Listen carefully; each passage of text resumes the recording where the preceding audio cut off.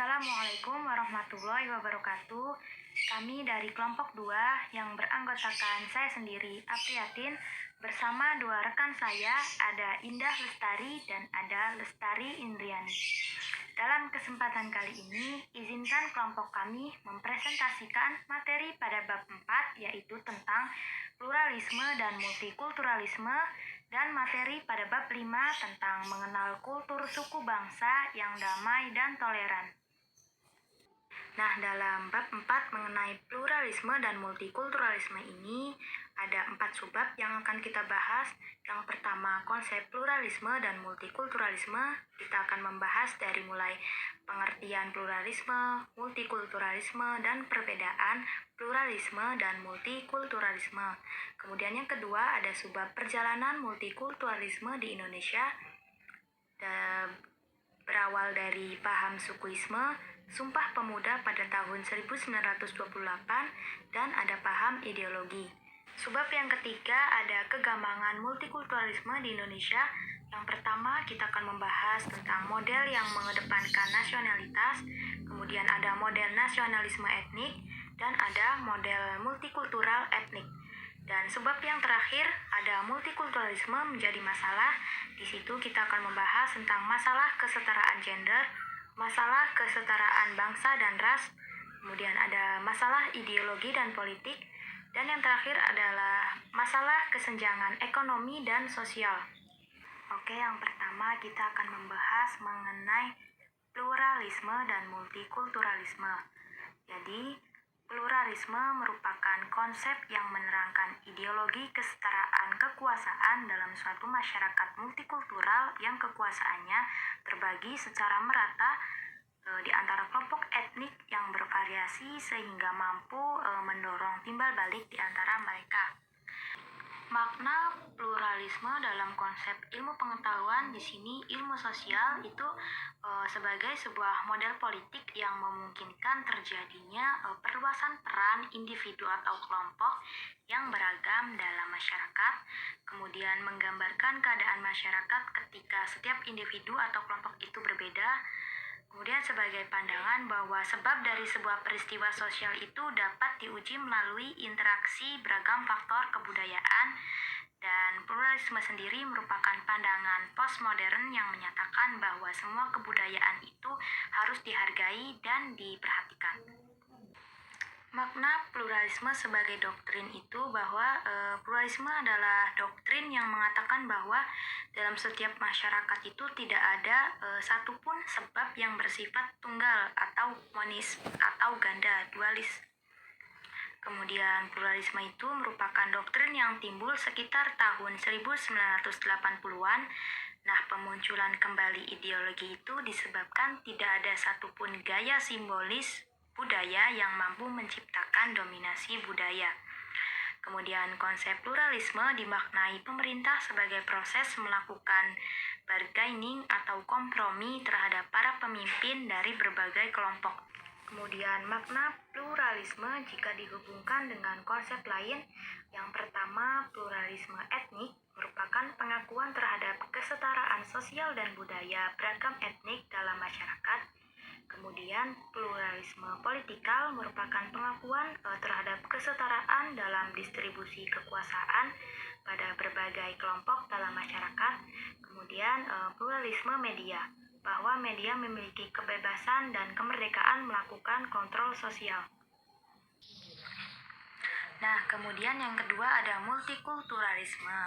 Jadi multikulturalisme itu secara etimologi dari kata multi yang artinya plural, kemudian dari kata kultural artinya kebudayaan, dan isme yang artinya aliran atau kepercayaan. Jadi multikulturalisme itu adalah paham atau aliran tentang budaya yang plural. Nah, menurut KBBI sendiri, multikulturalisme adalah gejala pada seseorang atau suatu masyarakat yang ditandai oleh kebiasaan menggunakan lebih dari satu kebudayaan. Nah, sedangkan menurut Kamus Sosiologi sendiri, multikulturalisme itu adalah perayaan keberagaman budaya dalam masyarakat yang biasanya dibawa melalui imigrasi. Jadi pada dasarnya, Multikulturalisme adalah pandangan yang menekankan tentang penerimaan terhadap realitas keagamaan, pluralitas, dan multikultural yang terdapat dalam kehidupan masyarakat. Yang ketiga, perbedaan pluralisme dan multikulturalisme.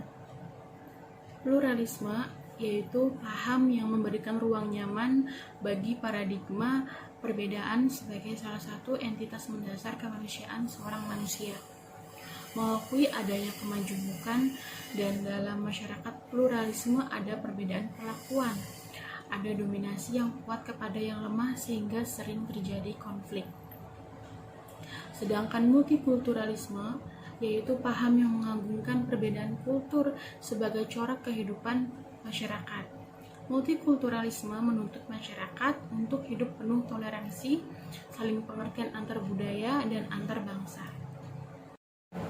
B. Perjalanan multikulturalisme di Indonesia. Yang pertama, paham sukuisme. Paham sukuisme membawa pada perpecahan seperti konflik di Timur Timur, Aceh, Ambon, dan lain-lain.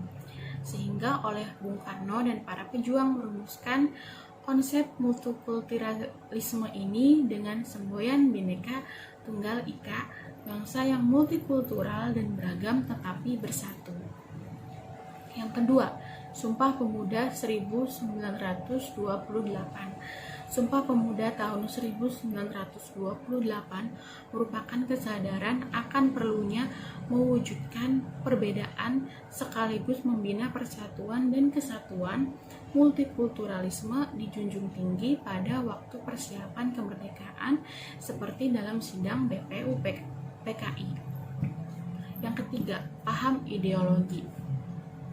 Sebuah ideologi mampu menjadi jalan tengah sekaligus menjembatani perbedaan dalam negara Indonesia, yaitu Pancasila mampu mengakomodasi kepentingan sosial yang multikultural.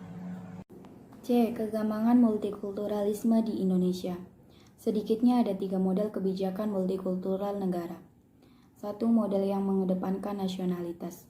Model ini dipandang sebagai penghancur akar kebudayaan etnik yang menjadi dasar pembentukan negara. Nasionalitas adalah sosok baru yang dibangun bersama tanpa memperhatikan aneka ragam suku bangsa, agama, ras, dan bahasa. 2. Model nasionalisme etnik. Model ini berdasarkan kesadaran kolektif etnik kuat yang landasannya adalah hubungan darah dan kekerabatan dengan para pendiri nasional. 3. Model multikultural etnik. Model ini mengakui eksistensi dan hak-hak warga etnik secara kolektif. Keanekaragaman menjadi realitas yang harus diakui dan diakomodasi negara, dan asal-usul warga negara diperhatikan. D. Multikulturalisme menjadi masalah. Intensitas dan ekstensitas konflik sosial di tengah-tengah masyarakat kian meningkat karena kemajemukan perbedaan etnik, agama, dan lain-lain. Masalah yang timbul antara lain: 1. Masalah kesetaraan gender. Hal yang kita perlakukan secara berbeda antara laki-laki dan perempuan. Peran sosial seseorang atau identitas gender. 2. Masalah kesetaraan bangsa dan ras. Loyalitas etnis mendominasi kehidupan, perbedaan budaya, kepercayaan, dan latar belakang agama. 3. Masalah ideologi dan politik. Pancasila satu-satunya ideologi bangsa dan negara yang membimbing bangsa menuju sejahtera. Namun, perbedaan paham ideologi dan politik itu wajar karena demokrasi tidak mengenal otoritarianisme. 4. Masalah kesenjangan ekonomi dan sosial. Banyak terjadi masalah kesenjangan sosial dan ekonomi antar kelompok yang memicu banyaknya konflik.